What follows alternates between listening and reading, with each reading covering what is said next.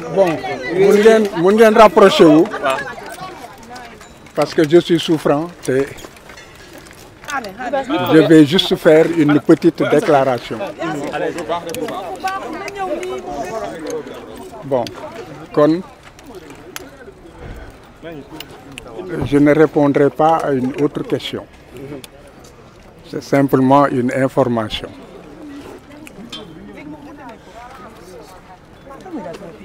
Voilà. Nous sommes dans une situation de non-droit. Tout le monde sait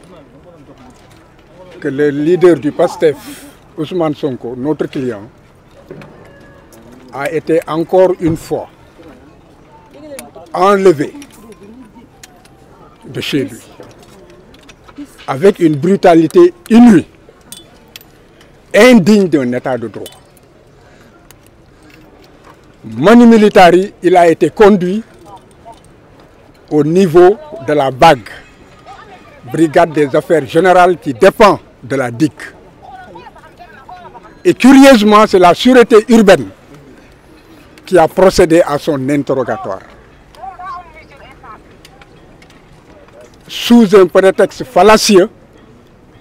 de vol d'un minable portable qui appartiendrait à une personne qui ferait partie des forces de défense et de sécurité. Après l'interrogatoire, tout le monde a pu constater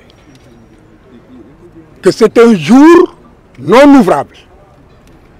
que toute la procédure a été ficelée. Et lorsqu'on parle de complot d'État, certains ont encore à en dire, à en redire. Et actuellement, le procureur de la République a empêché les avocats de le voir. Et on se demande au nom de quel droit il le fait. J'ai toujours dit que dans ce pays, le problème, c'est le parquet. Et que résolument, il ne peut pas y avoir de réforme fiable et viable si, en fait, les pouvoirs exorbitants que le parquet utilise abusivement ne sont pas, en fait, remis en cause. Il est vrai que j'ai réussi à le voir. Il est serein. Il est en train de lire son Coran tranquillement. Et je l'ai fait comprendre que si je peux le voir, il n'en est pas ainsi pour les autres. Donc il n'est pas question que je reste avec lui et que je vais demander aux avocats présents de me suivre pour qu'on porte cette anomalie et cette violation encore des droits de la défense au niveau de l'opinion nationale et de l'opinion internationale. Il est manifestement clair que nous sommes dans une dérive autoritaire et la défense elle-même se trouve dans l'impossibilité de rencontrer son client, de s'entretenir avec son client, de le préparer à l'audition du juge d'instruction, et c'est un scandale. Il faut que l'opinion publique nationale et internationale se fasse une idée. Définitivement, dans ce pays, c'est l'autoritarisme. Dans ce pays, c'est la rupture définitive avec la démocratie et l'état de droit. Et nous sommes venus ici pour faire cette dénonciation afin que nul ne l'ignore. Je vous remercie.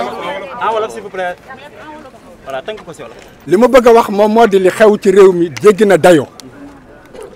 ñëpp gis nañu ni ñu këppatalee Ousmane Sonko ci ay tuuma yoo xam ne que gone sax bu fekkee ne que day tuuma day teg tuuma dina ko sanc dina ko nas te ba koy génnee dina nuru dëgg wante lii dafa di loo xam ne que dafa jéggi dayoo ndax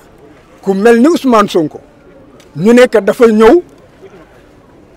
sàcc portable benn doxandéem boo xam ne xamuñu fu mu jógee xamuñu lu mu doon def buntu këram dégg nga ba pare xamuñu lu tax mu toog foofu naan dafay koy filmer te loolu ci yoon bu dee ci yoon rek lañ nekkoon kooku lañ waroon jàpp ndax amoo droit filmer nit te fekk joxu la autorisation ci kaw loolu lañ ko fi indee gis nañ ne que kenn liggéeyuloon Tamxarit la te bu fekkee ne que xëy nañu ci yoon nit ñi dañuy dallu duñu liggéey ñu patam-patame lépp defar lépp ci bés yi nga xam ne que kenn liggéeyul léegi nag boobu ba tey ci li nga xam ne que wax nañ ko avocat yi jottali nañ ma ko ndax ajuma laa fi gëj dégg nga moom moo di que boobu ba tey kenn mënu koo teg bët procureur boofu na ci kawam ci suba si it war na dem janoog juge bi war nañu wax ak moom war nañ ko préparer war na mën a xam bu demee lan la fay fekk war na xam bu fekkee ne dem na naka lay tontoo ak sañ-sañ yi nga xam ne ak àq ak yelleef yi nga xam ne que doomu aadama daf koo am bu fekkee ne que dañ ko topp ci yoon te mu janoog enquêteur wala mu janoog juge d'instruction nee na moo lànk moom moo carré loolu dafa wane ne que fi mu ne mbir mi doole la ñuy jaay mbir mi complot bi ñu doon wax ne que complot la boo xam ne que dafa lalu nit ñi di ko weddi léegi am nañu firnde ne que complot la complot boo xam ne que pour que moom ci boppam sax mu mën a maanaam wax ay mën a topp ay àqam ñu jox ko ay yelleefam loolu lépp dañ cee boof léegi nag loolu laa bëggoon àddina bi yëpp yëg ko man gis naa ko wante amul benn sañ-sañ ne que man rek maa ko war a gis ñëw naa fekk naa ko bureau nee naa ko munoo ma tere gis sama client